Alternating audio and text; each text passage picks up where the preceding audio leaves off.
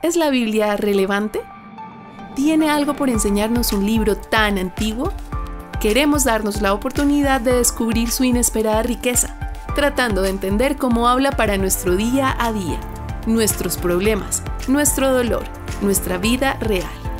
Bienvenidos a Para la Biblia Real, el podcast de Miguel Pulido. Bueno, queridos amigos, bienvenidos a este nuevo episodio de el podcast. Estoy muy feliz porque tengo frente a mí una persona que había escuchado de él antes, pero está haciendo un trabajo monumental, ha hecho un trabajo monumental en términos no solamente académicos, sino lo que implica para la iglesia. Ha estado trabajando profundamente en el tema de la profecía, la escatología, la apocalíptica y todo lo que ello implica para ayudarnos a entender de una mejor forma cuando en nuestro deseo de estudiar la Biblia nos acerquemos a ella. Él ha trabajado durante bastante tiempo con la editorial CLIE en este trabajo monumental que está básicamente salido del horno, y es un honor para mí tener aquí en el podcast a José María de Rus. José María, bienvenido a este nuevo episodio de Para la Biblia Real. Muy bienvenido a este espacio. Muchas gracias por invitarme. La verdad que para mí es un privilegio estar en tu podcast, participar y, bueno, poder aportar también un poquito para aquellos que nos quieran escuchar, ¿no? Así que gracias por la invitación. Bueno, pues muy bienvenido. Bueno, José María, cuéntanos un poquito como para que la gente se contextualice del trabajo que vienen haciendo de esta Biblia de estudio que van a sacar adelante con CLIE. O bueno, que ya han sacado. Realmente es un trabajo monumental. O sea, yo que he conocido algo de lo que se trabaja por detrás, en mi caso con temas de comentarios bíblicos, pero eso es reunir gente de distintos lugares, distintas perspectivas y ponerlo todo en un solo libro. De verdad es un trabajo gigantesco. Entonces, cuéntanos un poquito de qué se trata, qué ha guiado este trabajo que han venido haciendo durante todo este tiempo. Bien, pues es ya la segunda Biblia que hacemos de estudio en Editorial CLIE. La primera fue la Biblia de estudio Matthew Henry. Y esta segunda, bueno, queremos darle un enfoque que no solamente tratara el tema de la profecía y de la escatología, sino ver ese enfoque desde un punto de vista bíblico, ¿no? Llevan mucho trabajo detrás, indudablemente, llevan muchos años de investigación por parte de Alfonso Ropero, por mi parte recopilar también material con el cual enriquecer todos los comentarios que hemos incluido en esta Biblia de estudio, que contiene más de 15.000 notas, contiene 72 artículos especiales relacionados con el tema de la profecía, de la escatología, de pasajes importantes de la escritura que quizá en muchos sitios no encontramos las diferentes interpretaciones que hay al respecto de cada uno de ellos, ¿no? Entonces, bueno, la verdad que fue todo un reto el trabajar tanto con la de Matthew Henry como con esta, y al mismo tiempo de ser un reto ha sido una satisfacción, ¿no? De ver un trabajo que el Señor nos ha ayudado a sacar hacia adelante, que el público que la ha adquirido ya pues también está muy satisfecho con el resultado final. Y eso nos satisface, ¿no? En el sentido de que hemos dado en el punto al que queríamos llegar, que es ser de bendición para la gente, aportar conocimiento y ser, al fin y al cabo, de edificación para el pueblo de Dios, trayéndole contenido académico, pero a un nivel, digamos, más llano, ¿no? Es decir, traer el mundo de la academia al mundo real, digamos, al mundo real de a pie, ¿no? De cristianos de a pie. Así que nos sentimos de verdad muy satisfechos, muy agradecidos al Señor por esta obra.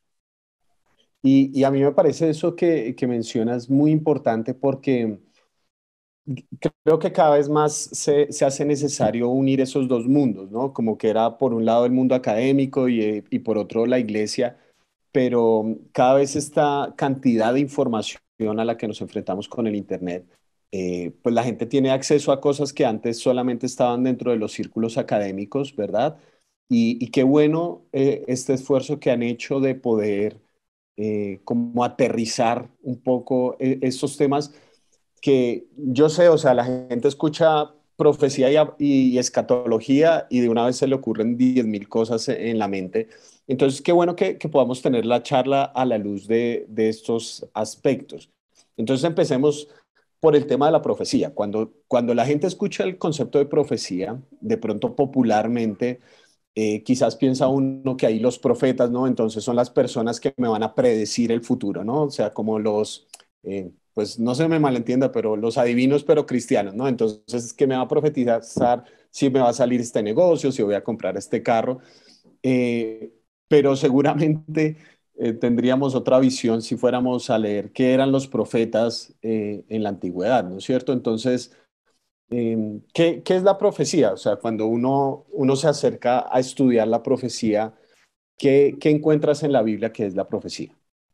Bien, el término profecía, el vocablo profecía, yo creo que ha sido un vocablo muy maltratado a lo largo del tiempo. Es decir, le hemos dado un significado diferente a lo que realmente era un profeta. Te pongo un ejemplo, varios ejemplos muy sencillos.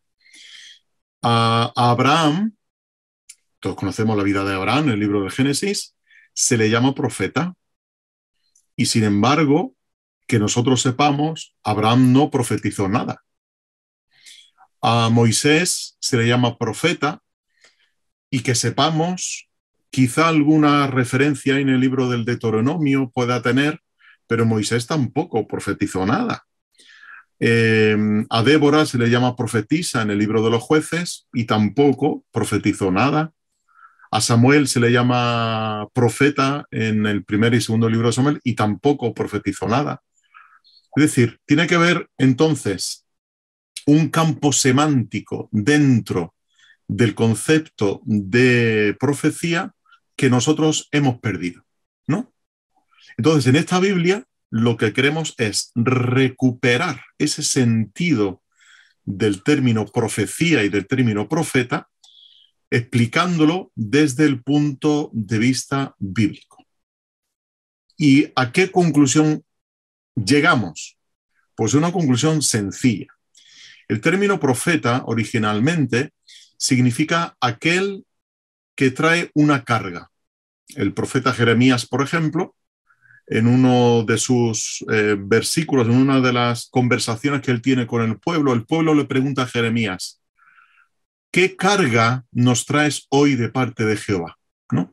Y esa palabra carga es la palabra que se usa para profecía, ¿no?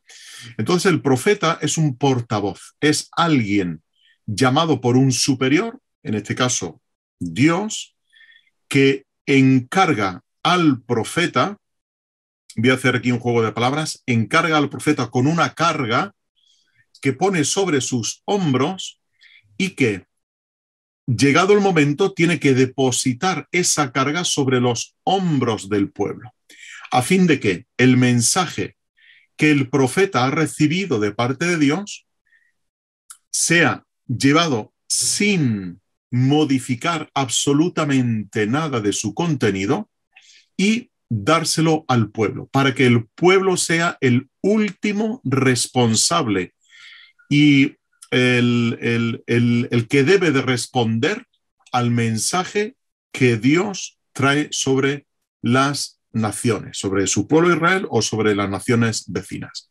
Y ese es el concepto de profeta en la Biblia. Ya en el libro del Éxodo y en el libro del Deuteronomio, Dios da una serie de pautas para identificar quién es el verdadero profeta y quién es el falso profeta. De hecho, hay una diferencia de conceptos cuando Dios habla de un profeta y habla de un adivino. Los adivinos estaban prohibidos dentro de la vida del pueblo de Israel. Luego, dentro de lo que eran los profetas y las escuelas de profetas y todo esto que ya conocemos, había verdaderos profetas y había falsos profetas, ¿no? En el sentido de que anticipaban un futuro cercano, un futuro inmediato que iba a ocurrir, pero siempre como una consecuencia de un aviso que Dios había dado a su pueblo y que había dos opciones: o si el pueblo obedece, ocurre esto, o si el pueblo desobedece, va a ocurrir lo otro. Es decir, que no es tanto el adivinar el futuro, sino el intuir qué va a pasar si el pueblo obedece o el pueblo desobedece, ¿no? Entonces, en este sentido, el profeta no es más que un portavoz de Dios, un portavoz que no está autorizado a cambiar nada del mensaje. Y aún más, diciendo que el profeta se jugaba la vida. Tenemos el caso de Jeremías, tenemos el caso de Isaías, que todos fueron perseguidos. Recuerdo ahora un pasaje del profeta Ezequiel, allá por el capítulo 33, donde Dios le dice al pueblo, madrugando y sin cesar, te he enviado constantemente a mis profetas, ¿no? Es decir, que Dios se ha preocupado constantemente de enviar portavoces suyos para advertirle al pueblo de su mala conducta, de que el pueblo estaba desviándose del verdadero camino del Señor y que si seguía por ese camino iba a encontrar una consecuencia fatal. Sin embargo, si se volvía al Señor, y esto es un mensaje muy repetitivo en los profetas, si el pueblo vuelve su corazón al Señor, ¿no? La palabra volverse, la palabra arrepentirse, ¿no? Es el propósito final de estos mensajes que los profetas traían, ¿no? Así que el profeta es básicamente eso, es un portavoz autorizado de parte de Dios que trae un mensaje para el pueblo, ¿no? Eso que dices me parece de suma importancia porque lastimosamente nosotros hemos centrado el concepto de profeta en una única parte de todo lo que encierra ese concepto, como tú nos lo estás diciendo, que realmente la predicción era realmente mínimo y como tú dices, está basado más que en una predicción, en una consecuencia natural de lo que está ocurriendo, como en Deuteronomio. Ahorita que estabas mencionando Deuteronomio, me acuerdo cuando se le da y que Dios dice, pongo delante de ti la vida y la muerte, la bendición y la maldición, y se da una lista de, vea, si ustedes obedecen, va a pasar esto, si no, va a pasar todas estas cosas. Son consecuencias naturales de las decisiones que se toman hoy. Entonces, tiene una dimensión donde el profeta es una persona que lleva la carga no de decirte el futuro, sino de expresar la palabra de Dios. Un profeta verdadero es el que tiene la certeza de decir, así dice el Señor, esto es lo que dice el Señor y darle la palabra de Dios al pueblo. En ese sentido, pues aquí pensando como una ramita que se me ocurrió es, ¿tú crees que los profetas, digamos que son parte integral del pueblo de Dios, entendiendo pueblo de Dios hoy en día como la iglesia que se democratizó? No tanto en el aspecto o la pregunta tan, digamos, más carismática de si los dones o no los dones, sino de la misión del profeta. ¿Tú consideras que se siguen necesitando los profetas, que sigue habiendo profetas en ese aspecto? No en la dimensión de alguien que te va a decir el futuro, sino de alguien que lleva la carga, alguien que está hablando al pueblo.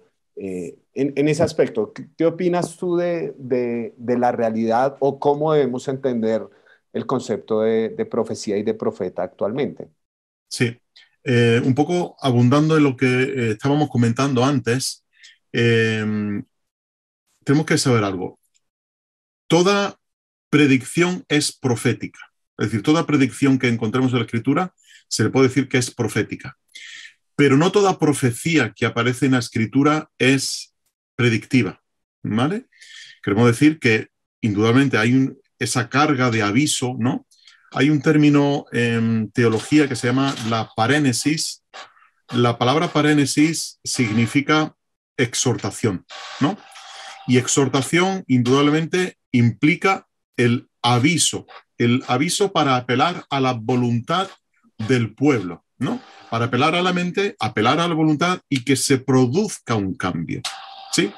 Entonces, de lo que estamos tratando es, al hablar de profecía, es de esto.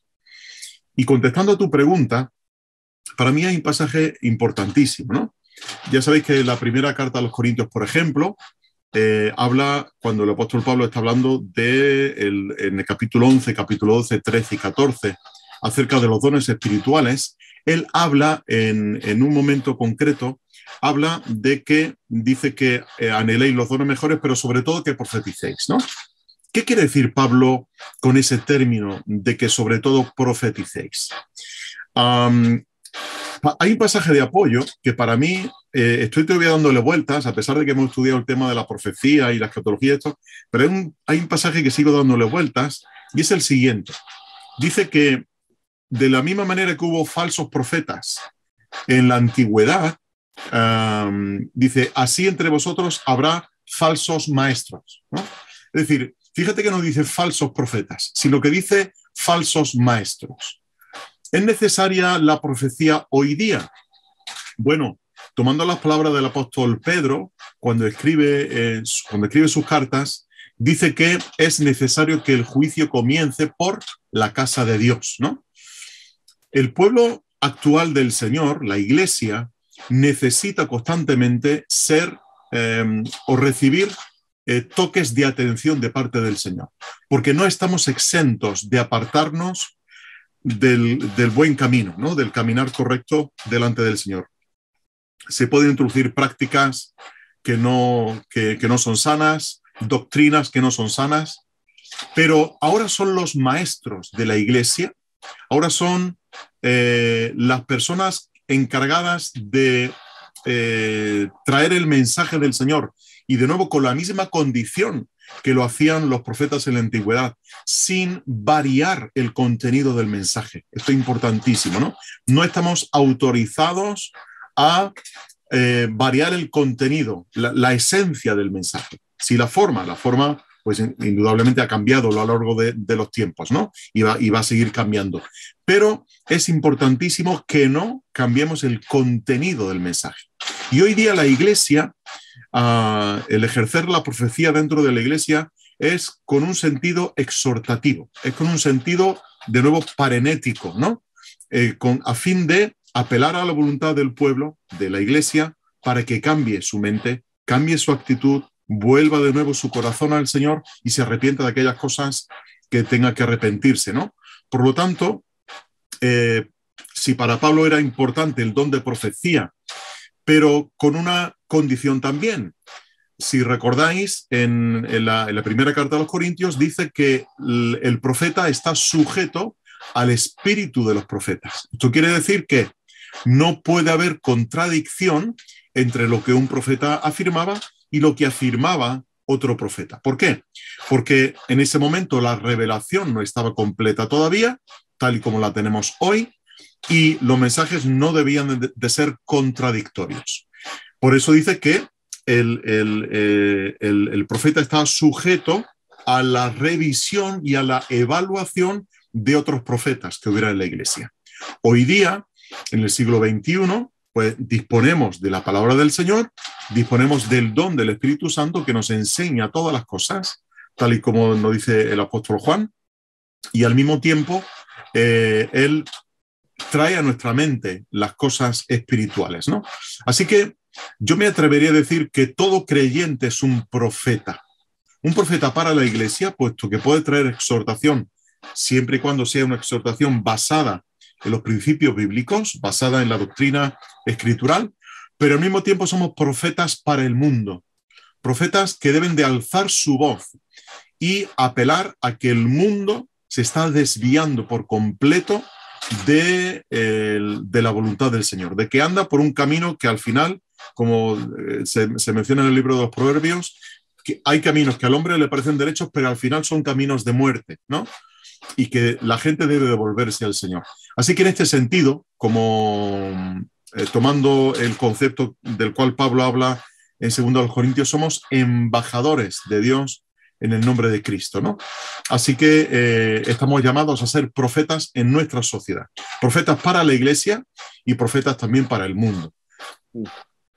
Qué interesante eso que planteas, porque a veces nos quedamos encerrados en el concepto de la profecía, como mirar para adelante, pero yo creo que la profecía principalmente, o la verdadera profecía te hace mirar hacia arriba, por decirlo de alguna manera. No te manda a mirar hacia adelante, sino mirar hacia arriba, es decir, esa dimensión de exhortación que es volver al Señor. O sea, si nos hemos desviado en algún punto del camino, retomémoslo desde aquí. Piensa uno en Jonás, uno de los profetas quizás llamado profeta menor, pero quizás uno de los más emblemáticos, que él llega para profetizar destrucción a Nínive, pero Nínive se arrepiente. Entonces Nínive mira al Señor, ¿sí? Les dice, les va a pasar algo que no está bien, va a estar mal para ustedes si siguen este camino, y ellos toman en cuenta esa exhortación, ¿no? Eh, y qué importante eso que mencionas también de esta democratización de la profecía o del ser profeta, que no es solamente el título de unos pocos escogidos y de ninguna manera ve uno que es un título para imponerse o ser más que, o yo soy más cercano a Dios que tú, sino que es un llamado para la iglesia, que todo creyente es un profeta, que, que debemos también alzar nuestra voz cuando la sociedad está recorriendo caminos que no son conformes a los de Dios. O sea, los profetas, cuando uno los lee, ellos estaban en la mitad de las calles pronunciándose en contra de las injusticias, iban y hablaban en contra de los reyes. No me acuerdo exactamente qué rey es, pero hay un pasaje donde hay en segundo libro de Samuel, si no estoy mal, o en Reyes, donde hay un rey que compra profetas para que le profeticen lo que él quiere, hasta que Dios envía un profeta verdadero y que él, incluso por temor a su propia vida, no quería profetizar lo que Dios le había dicho, que era que lo que el rey estaba haciendo, si no estoy mal, era Acab, está haciendo, está mal. Entonces, qué bueno ese llamado tan real, tan social, tan espiritual, que implica la profecía y el hecho de ser profetas. Hoy en día me parece muy bello rescatar ese elemento, ¿no? Que la profecía o el profeta no es un título para unos pocos, sino que es un tema, es para la construcción de la iglesia, del cuerpo de Cristo, pero también para la bendición del mundo. No es solamente para nosotros, para hacernos sentir bien, para saber si tengo este carro o no. No, la idea es que el profeta, de una u otra manera, es la persona que nos recalibra con la voluntad de Dios para su pueblo en Así el día de es. hoy, ¿no es cierto? Sabes que la mayoría de las profecías que se encuentran en los profetas tienen que ver con que el pueblo ha dejado la justicia social. Esto es importantísimo, ¿no? Si uno echa un vistazo a los profetas, desde Isaías hasta Zacarías, y hace una estadística de cuál es el contenido de las profecías, uno se va a dar cuenta de que un alto porcentaje de esas profecías tienen que ver con que el pueblo está extorsionando a la viuda, no está amparando al huérfano, está oprimiendo al pobre, no está acusando al opresor. Es decir, que estamos trabajando con conceptos antiguos, pero al mismo tiempo tan actuales, tan rabiosamente actuales, ¿no? Como es el tema de la opresión, como es el tema de la injusticia social, como es el tema de la vulnerabilidad social, ¿no?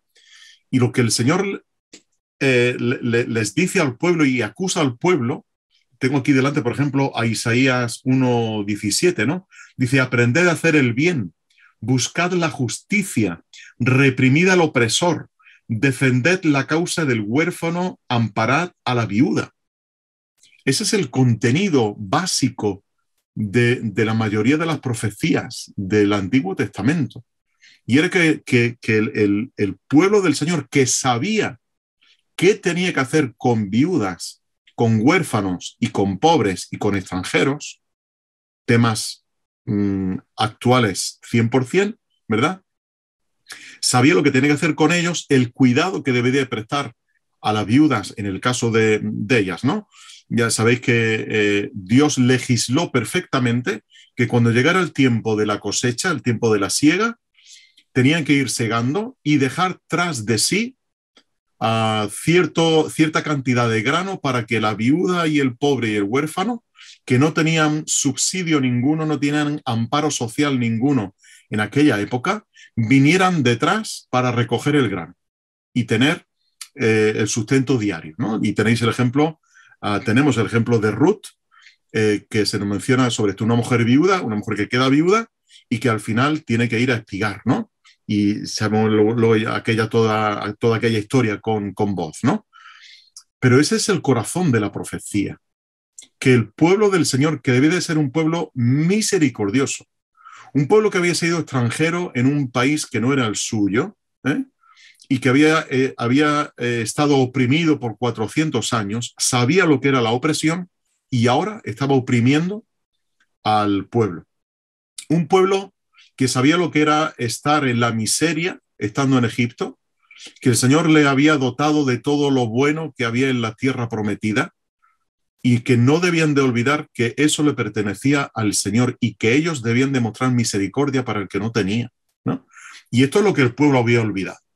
Y esto es lo que la Iglesia hoy día estamos olvidando, porque nos da la impresión de que muchas veces estamos teorizando mucho sobre aspectos doctrinales, teológicos, escatológicos, y especulamos sobre todo eso y estamos abandonando lo que es el concepto de impacto social que la Iglesia debe de tener en el mundo, ¿no? El libro de los Proverbios dice también que alcemos la voz por aquellos que no tienen voz, ¿no? La preocupación por los niños, la preocupación por los vulnerables socialmente. Esos son conceptos que la Iglesia debe de retomar hoy día. Porque sí es cierto que hay que hablar de doctrina, indudablemente, hay que hablar de teología, indudablemente, pero hay que aterrizar eso. Y en el terreno práctico debemos de hacerlo así. Y me da la impresión que la Iglesia en algunos casos se ha vendido, igual que esos profetas que tú mencionabas, que se habían vendido al rey. Yo creo que la Iglesia hoy ha cedido en muchas partes su propia esencia, ¿no? Para venderse al mejor postor en ideología, en política, lo que cada uno quiera pensar, ¿no? Pero la Iglesia debe de alzar su voz en este siglo XXI y denunciar esa injusticia social que hay, esa poco cuidado que hay con el vulnerable, de atender al pobre. Y la Iglesia debe de caracterizarse precisamente por eso, ¿no? Y igual que los reyes tenían en la antigüedad los profetas cortesanos, que eran los que profetizaban cosas bonitas y todo esto, hoy día hay ciertos ámbitos a otro nivel que nos quieren comprar y quieren comprar nuestra voz, ¿no? Y quieren que profeticemos cosas bonitas, que profeticemos que el mundo va a ir bien, que el mundo se está desarrollando a nivel tecnológico y social perfectamente, cuando no es así, ¿no? Y tenemos que ir un poco contracorriente, profetas contracorrientes, sí, sí. Si deseas conocer más el trabajo de Miguel, puedes ingresar a www.pulidomiguel.co o buscarlo en todas las redes sociales como Pulido Miguel 1. También puedes apoyarlo al hacerte parte de la comunidad de www.patreon.com/pulidomiguel. Adora sigamos con el cierre de este episodio. No, pues aquí nos podríamos quedar, se me ocurren como 20,000 ideas más para dialogar. Porque, bueno, esto nos conecta un poco, creo yo, incluso con el tema de la escatología. Ahorita te comento por qué lado lo conecto. Porque en principio, y de pronto puede ser que lo entienda limitadamente, la escatología no tiene que ver exclusivamente con el fin del tiempo, o sea, cuando ya se acabe todo, sino principalmente tenía que ver con el hecho de la llegada del Mesías, el tiempo del Señor, donde llega el día del Señor del que tanto hablan los profetas, que viene el Señor. Y de hecho por eso se habla tanto de la escatología y actualmente se habla de la escatología de Jesús como un profeta escatológico, incluso algunos lo hablan por el hecho de que él llega con el cumplimiento o la encarnación de esas profecías mesiánicas. Ahora, es muy interesante que cuando Jesús abre su ministerio, la lectura que hace es precisamente de Isaías, del día del favor del Señor, pero es para para aquellos que están en necesidad, para aquellos que están pobres, que están enfermos, para aquellos que están...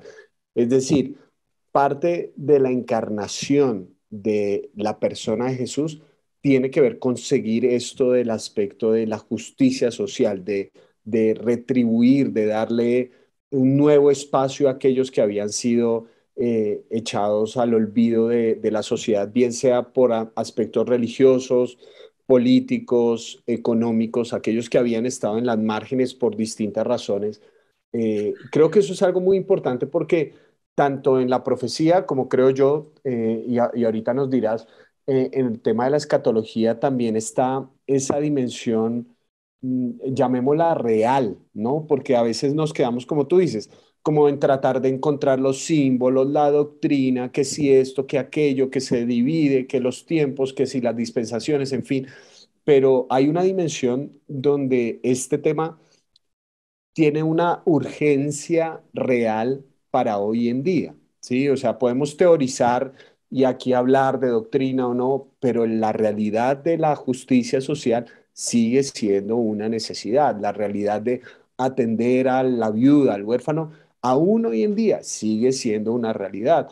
Estás en España con todos estos asuntos migrantes de gente que pasa de aquí para allá, pues sigue siendo una realidad que la iglesia de una u otra manera debe actuar.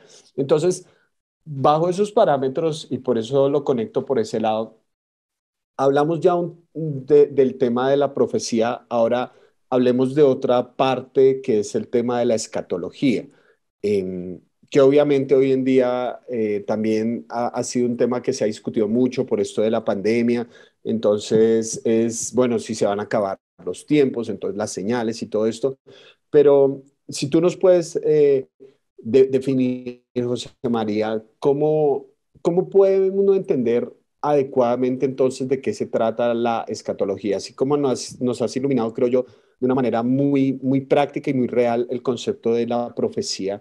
Entonces, este aspecto de la escatología que de pronto hoy en día eh, genera mucho interés o se vuelve a despertar el interés por todo lo que hemos vivido como mundo en estos 2 años.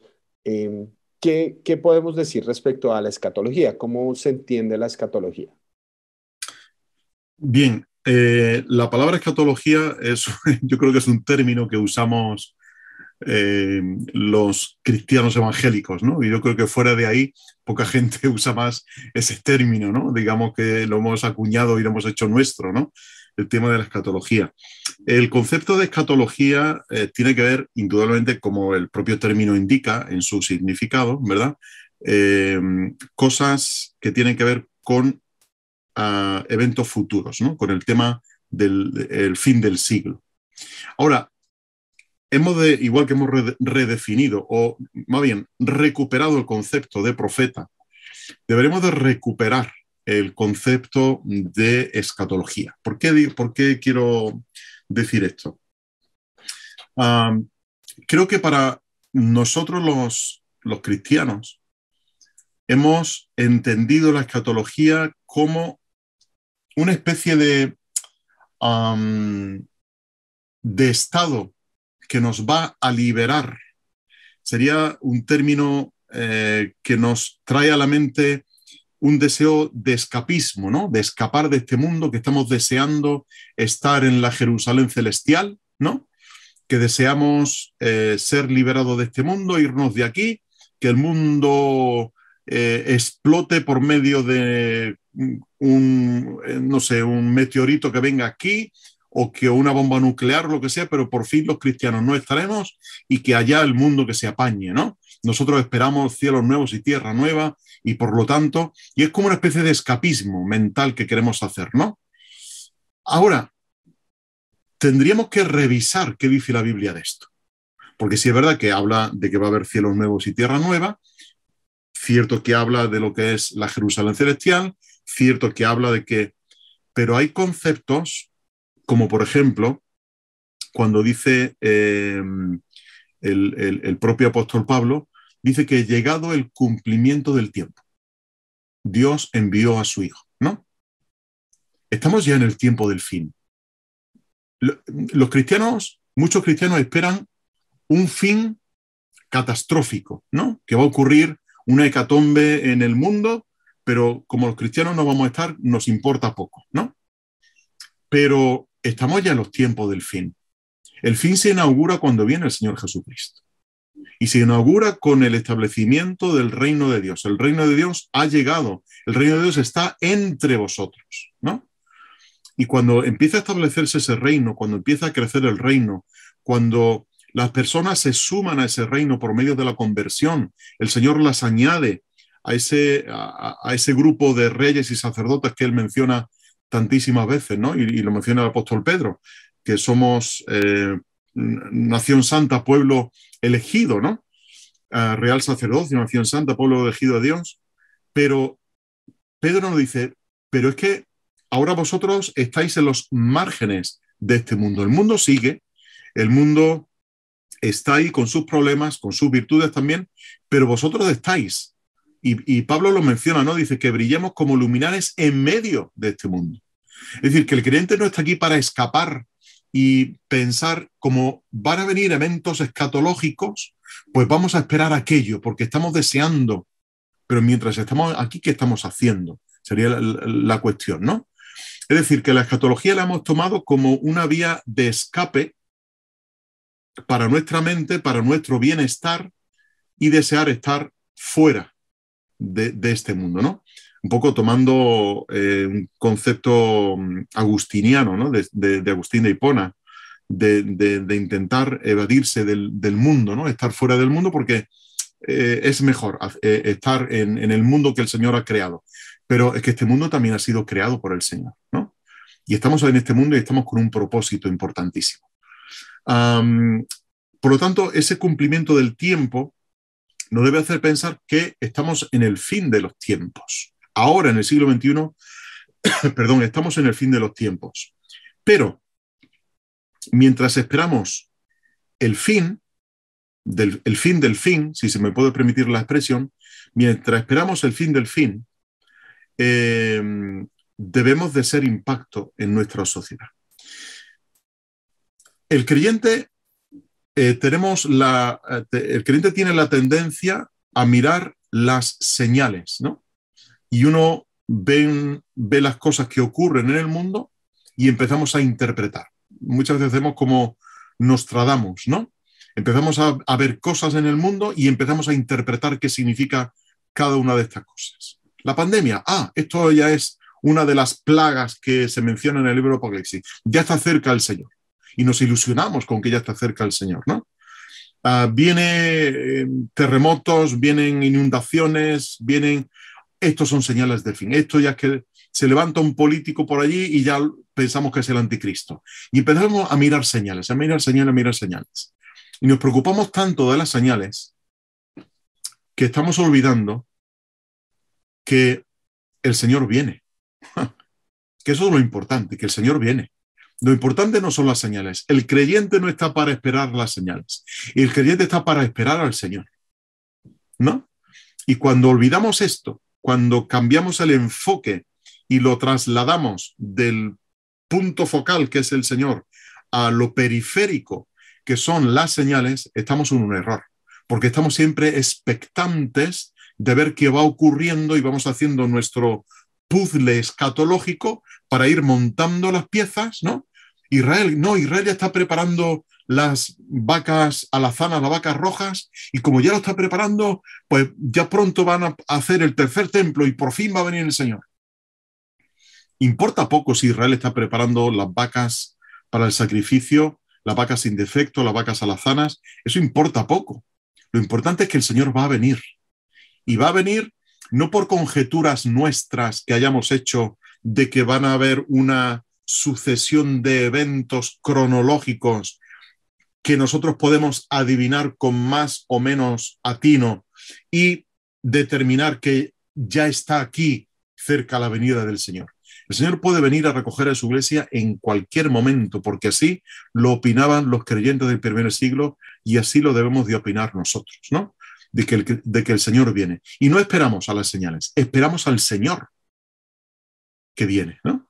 Y eso es lo que nos debe de llevar a esa expectativa, no tanto a mirar lo que ocurre alrededor, que van a ocurrir muchas cosas terribles, también cosas buenas, pero muchas cosas terribles. Pero esto, como decía el Señor, esto es el principio de dolores, ¿no?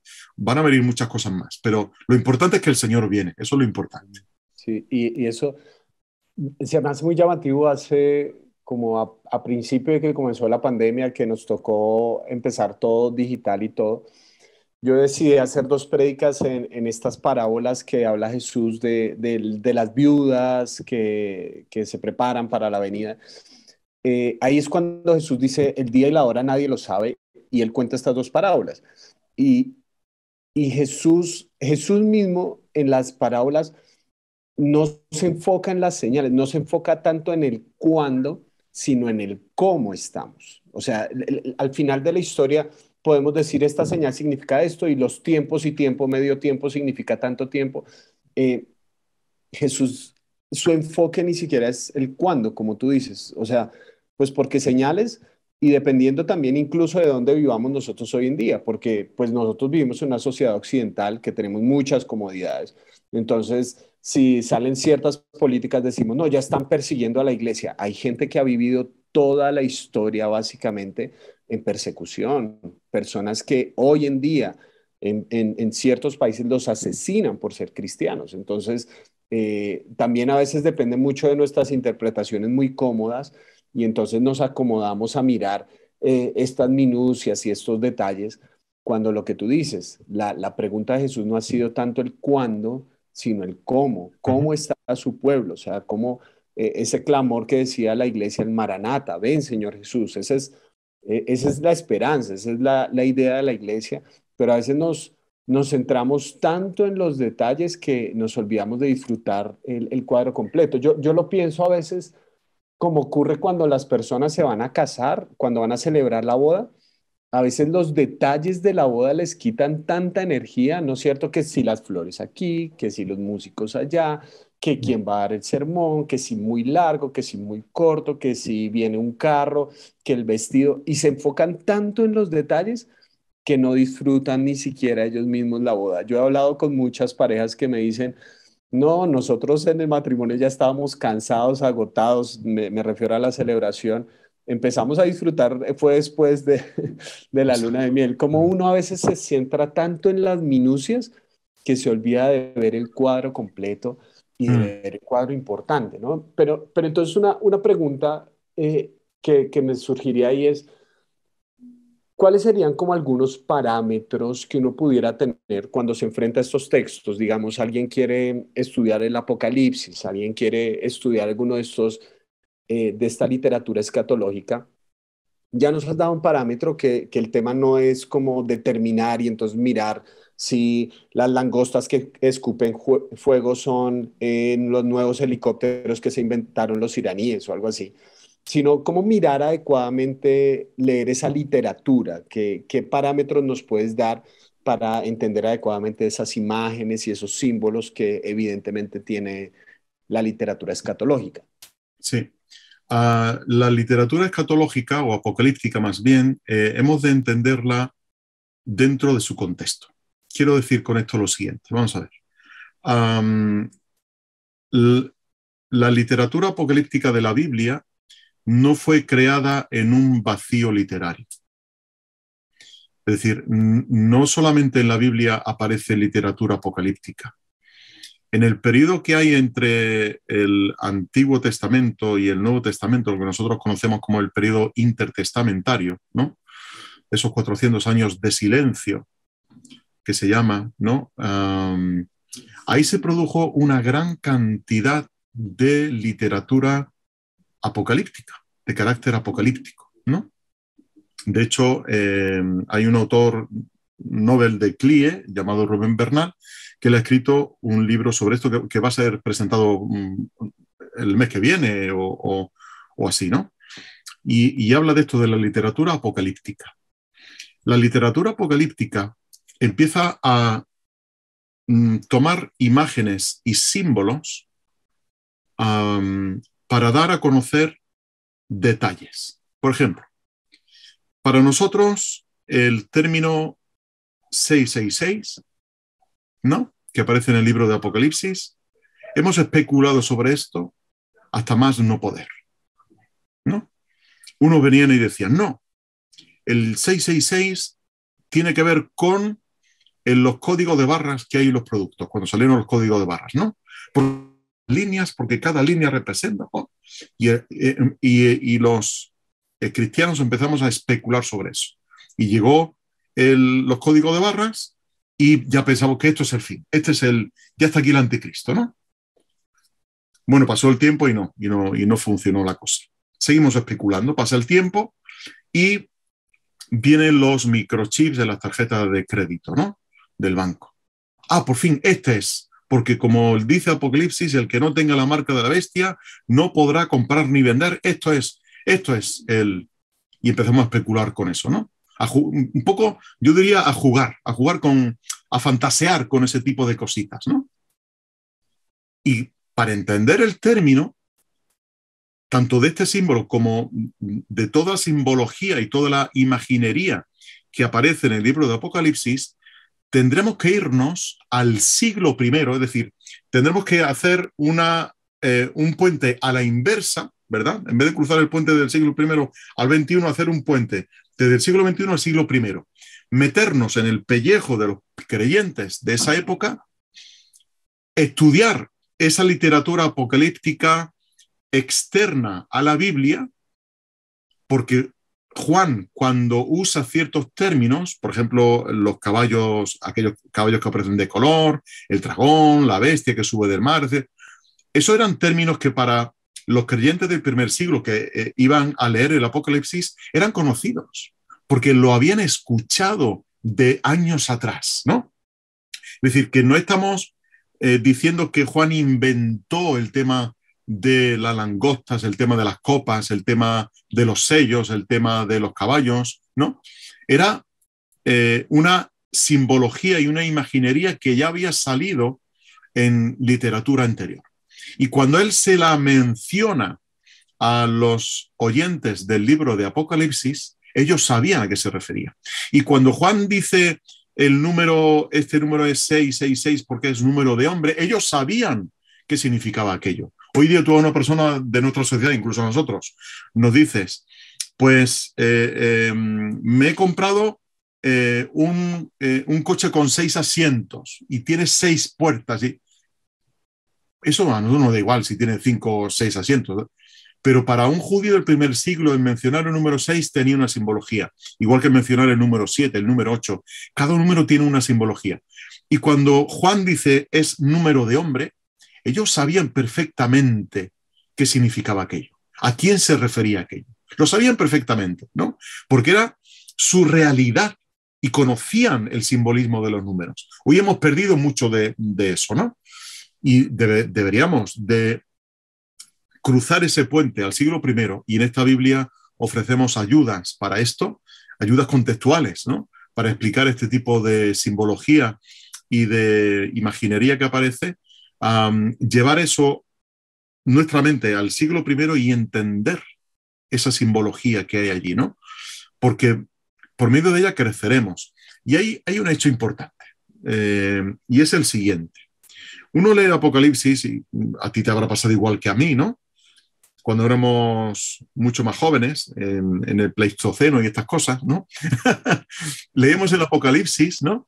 Y uno se fascinaba con, ¡guau!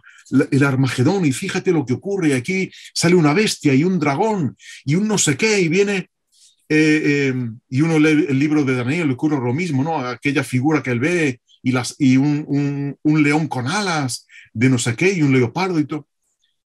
Y aquello, uno siente terror, ¿no? Ante aquello. Ahora, pensemos lo siguiente.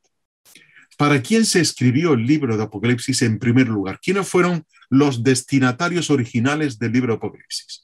Una iglesia sufriente, una iglesia perseguida, una iglesia que no cedía su fe a los dioses y a los césares y a los nerones de la época. Porque trabajaban en gremios y cada gremio tenía su dios.